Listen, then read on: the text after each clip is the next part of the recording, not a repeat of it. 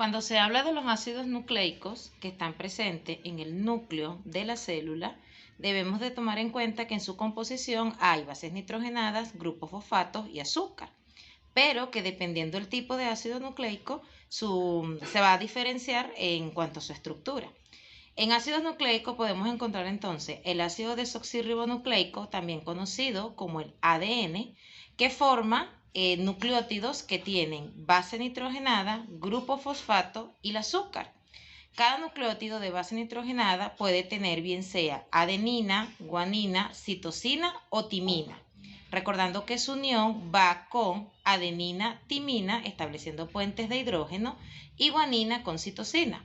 Se encuentra un grupo fosfato y el azúcar o pentosa de 5 carbonos, que en el caso del ácido desoxirribonucleico se llama desoxirribosa. Cuando hablamos del ácido nucleico, el ácido ribonucleico, también conocido como ARN, este está formado por nucleótidos de la misma composición, base nitrogenada, grupo fosfato y azúcar. Pero en el caso de las bases nitrogenadas encontramos adenina, uracilo, citosina y guanina, que a diferencia del ADN, que no tiene la timina, sino que en este caso tiene uracilo. La combinación entre los puentes de hidrógenos es adenina con uracilo y citosina con guanina. Está el grupo fosfato y en el caso de la pentosa o el azúcar del ácido ribonucleico se encuentra la ribosa.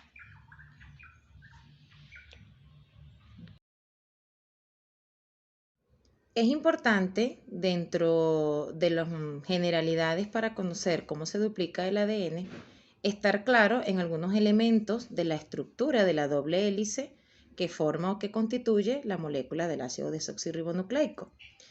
Esta doble hélice, cada una de estas moléculas, se denominan la ADN parental, también son hebras originales o las hebras moldes de la molécula de ADN.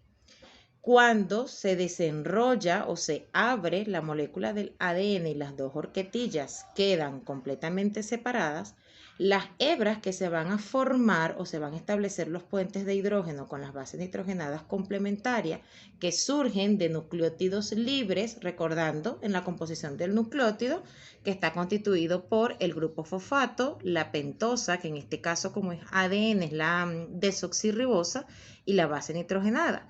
Entonces, dependiendo de la base nitrogenada que se encuentra en cada una de las hebras parental o la hebra molde o la hebra originaria, se irán adicionando las hebras, el nucleótido complementario a cada una de las bases nitrogenadas.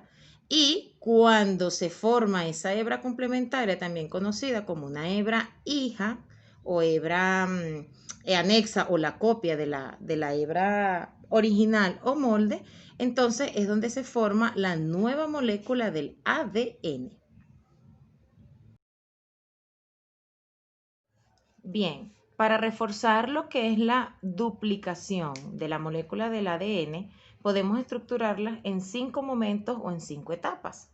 Bien, como lo muestra la imagen, A, B, C, D y E. Para que se pueda hacer la duplicación de las moléculas de ADN y generar nuevas hebras, es importante que primero ocurran las burbujas de duplicación, que son esos espacios dentro de las moléculas del ADN que permiten que pueda abrirse esas horquetillas y pueda generarse entonces la formación de nuevas hebras complementarias para formar así nuevas moléculas.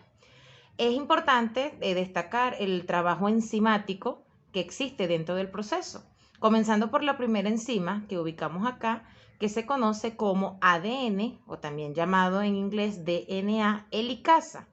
Esta hebra se encarga de abrir la horquetilla de la replicación y permite que se puedan abrir las dos hebras parentales o también conocidas como las hebras molde. Una vez que las hebras de la ADN helicasa están haciendo esa función, existe también otra enzima que se le conoce como la topoisomerasa. Esta, junto con la helicasa, permiten mantener la tensión para que estas hebras no vuelvan a unirse y pueda formarse las hebras complementarias en cada una de las hebras parentales. Una vez que la helicasa hace su trabajo, entonces podemos observar en la siguiente etapa que existen dos procesos de síntesis. Hay una síntesis continua y hay una síntesis descontinua. Esto va en función de la del proceso en el que se está formando la nueva hebra complementaria, que va en el sentido correcto de la lectura del proceso de la molécula de ADN y en el sentido contrario de la hebra retardada o discontinua que ocurre en la parte inferior. La enzima ADN polimerasa, que generalmente son polimerasas 1, 2 y 3, se van a encargar de ir formando la nueva hebra complementaria. Esa hebra complementaria o esa hebra hija va a surgir de la captura o de la unión de esos nucleótidos libres que se encuentran en el citoplasma del núcleo celular donde se encuentra la molécula de ADN. Entonces, de manera paralela, en la siguiente etapa, la ADN polimerasa número 2 continúa su proceso de síntesis, ¿verdad? Una vez que se termina la de la primera hebra o de la molécula o de la síntesis continua de la molécula de la hebra molde, la ADN polimerasa continúa realizando su síntesis. En estas hebras discontinuas, los fragmentos de nucleótidos que se van uniendo se conocen como fragmentos de Okazaki. Esos fragmentos de Okazaki, gracias a la enzima ADN ligasa, se van a comenzar a unir y producto de la unión van a quedar entonces completamente la hebra hija, formando así las hebras o las moléculas de ADN nuevas, que en este caso es de una molécula de ADN. Se han producido 2 moléculas de ADN, cada una con su hebra completamente nueva, que es la que se le conoce como la hebra hija. Entonces, en síntesis, me interesa que podamos observar que hay un trabajo enzimático importante de la helicasa, de las polimerasas y de las ligasas, sintetizando que las helicasas me permiten es que las hebras se mantengan abiertas y que permita el proceso de duplicación, sintetizando que las polimerasas, la 1, 2 y 3, se encargan de ir adicionando los nucleótidos de las hebras hijas o las nuevas hebras formadas para formar las nuevas moléculas. Y las ADN ligasas uniendo esos fragmentos que existen entre los fragmentos que se van adicionando en la hebra para formar así las moléculas nuevas de ADN.